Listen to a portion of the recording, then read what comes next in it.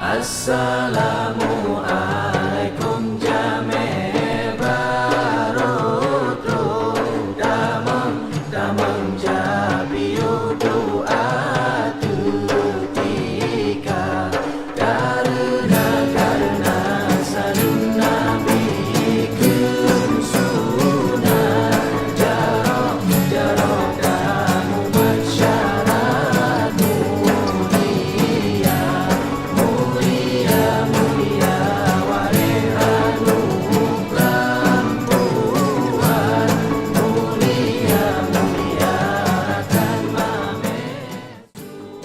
Yang terhormat Ketua Bayangkari Daerah Aceh, juga selaku Ketua Pengurus Yayasan Kemal Bayangkari Daerah Aceh. Laporan khusus Ketua Bayangkari Cabang Aceh Barat dalam rangka kunjungan kerja Ketua Bayangkari Daerah Aceh tanggal 17 Oktober 2025.